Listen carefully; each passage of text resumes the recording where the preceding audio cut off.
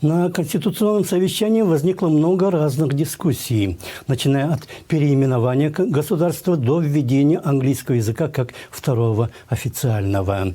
Одним из реакционных предложений стала инициатива вернуть смертную казнь, что прикрывалось, конечно, благими намерениями. Подробнее в сюжете Андрея Токумбаева. Исключить из проекта Конституции норму о недопустимости смертной казни предложили в начале недели несколько участников Конституционного совещания. Они хотели убрать из основного закона первый пункт статьи 26 «Личные права и свободы граждан», который гласит: каждый человек в Кыргызской республике имеет неотъемлемое право на жизнь. Никто не может быть произвольно лишен жизни. Смертная казнь запрещается. Вопрос обсуждался на заседании секции «Права, свободы и обязанности человека и гражданина». Обсуждение инициировали двое его участников – экс-депутаты парламента Номджан Аркабаев и Казыбек Шейнбетов. Первый из них заявил, что отмену смертной казни якобы навязали Кыргызстану страны Запада, в первую очередь США, несмотря на то, что в самой Америке такая мера наказания действует в 34 штатах. А все потому, что это минимизирует влияние коррупции и ОПГ, педофилов и убийц, сказал докладчик и попросил внести предложение в протокол. Его товарищ дополнил: я тоже за. Нужно ввести не для того, чтобы убивать человека, а чтобы тому, кто посягнул на жизнь человека, дать понять, его ждет та же участь.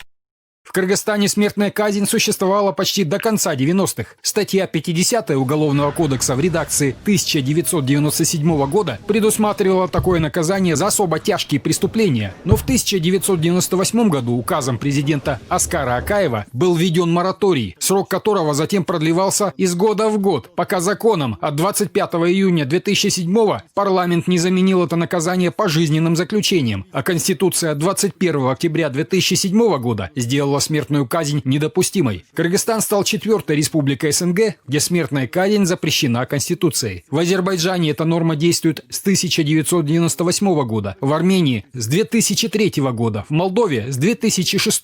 В Узбекистане с 2008, в Казахстане смертная казнь отменена 23 сентября уходящего года. Но эта норма там еще не закреплена в Конституции. В СНГ высшая мера наказания осталась лишь в Беларуси, Таджикистане и России. Но в Российской Федерации она фактически не применяется уже более 20 лет, со 2 февраля 1999 года, когда Конституционный суд признал ее неконституционной. В Кыргызстане дискуссия о том, не вернуть ли высшую меру, возобновилась лишь в 2013 году. Причиной послужила серия громких уголовных дел об изнасиловании несовершеннолетних, вспоминает один из инициаторов введения исключительной меры наказания. В 2013 году мы были инициаторами введения смертной казни исключительно для педофилов. На то время, помните же, в 2013-2014 целых 2 года количество педофилов очень возросло.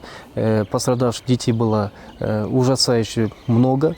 И это, конечно, нас не оставило в покое. В те годы возможность вернуть смертную казнь обсуждалась и в парламенте, и даже на аппаратном совещании Совбеза. В 2015 году была собрана специальная группа экспертов. Было выделено свыше 13 миллионов евро на разработку целого пакета законопроекта, то есть кодексы, уголовные кодексы. И в 2017 году они вступили в силу.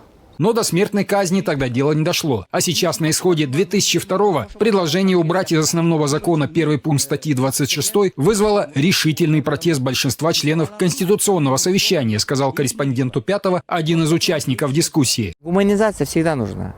Надо провести воспитательную работу в этом направлении. А вот путем введения смертной казни мы никогда не унижаем, я имею в виду, не уменьшаем количество преступных элементов. По словам экс-омбудсмена, там, где действует смертная казнь, совершается гораздо больше преступлений, чем в странах, где ее нет. В 70 государствах мира отменена смертная казнь. На пожизненные и тому подобное отменена смертная казнь. А в некоторых государствах действует смертная казнь. Но если мы сравниваем государства, которые действуют смертной казни или отменяют смертной казни. В тех государствах, которые действуют смертной казни, преступления не уменьшаются, увеличиваются. С Турсунбеком Акуном согласен и экс-депутат парламента, кинорежиссер Садык Шернияз. Это я всегда выступал против смертной казни. Еще будучи, когда я работал заместителем омбудсмена, вы понимаете, мы всегда защищали права человека. С точки зрения Садыка Шарнияза, возвращение смертной казни будет означать откат назад в вопросе развития демократического общества. Это будет огромный шаг назад от курса демократии. Дело в том, что все человечество, мир идет к гуманизации. И если таким путем некоторые политики думают, что введение смертной казни остановит, допустим, коррупцию или какие-то тяжкие преступления, это ошибка. Жирную точку в дискуссии поставил заместитель председателя секции Темирбек Нурматов, подчеркнув, что пункт 1 статьи 26 вычеркнуть невозможно, потому что Кыргызстан был и остается участником ряда международных пактов, касающихся отмены смертной казни. А раз взяли на себя такие обязательства, их нужно выполнять, подытожил он. Впрочем, большинство проголосовали против возможности вводить смертную казнь не по этой причине. Генерала милиции Феликса Кулова нельзя заподозрить в чрезмерно мягком отношении к преступникам, заслуживающим высшую меру наказания. Я, например, откровенно скажу, если я увижу, что педофил надругался над ребенком, вот поверьте мне, если у меня будет пистолет, я пристрелю, не раздумывая. Но даже он считает, что вводить в стране исключительную меру наказания сейчас преждевременно. В нынешних условиях вводить смертную казнь, это было бы преждевременно по ряду причин. Первое. Мы отлично знаем, что судебная система несовершенна. Но поверьте мне, как бывшему сотруднику, сегодня надо признать, что качество следствия тоже хромает. И еще недостаточно много квалифицированных следователей, квалифицированных оперативных работников, и еще недостаточно развита доказательная база. Что интересно, даже ярые сторонники введения смертной казни сегодня против этой меры именно по причине несовершенства законодательства и работы судов. Многие считают, что при нынешнем положении дел жертвами неправомерных решений могут стать сотни невиновных. Обсуждение на конституционном совещании о введении смертной казни очень опасно.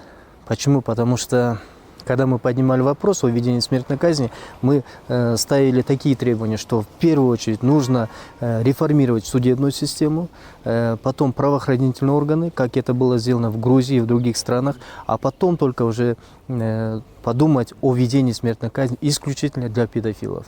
Ведутся оживленные дискуссии по изменению Конституции и другие не менее важные политические процессы, но есть место не столь отдаленное, обитатели которого живут совсем другими проблемами. Самая закрытая зона Кыргызстана. Единственная в стране тюрьма для пожизненно осужденных. Заключенные исправительного учреждения номер 19 не имеют права даже на прогулки на свежем воздухе. Гулять их выводят из одной камеры в другую, и лишь со своими же сокамерниками. Вот что рассказал журналистам один из таких арестантов. Вообще многое здесь случается из-за безделья. Сколько я видел здесь ребят, которые пытаются покончить с собой. Суицидальные настроения посещают от однообразия и мысли, что они здесь проведут всю свою жизнь заперти.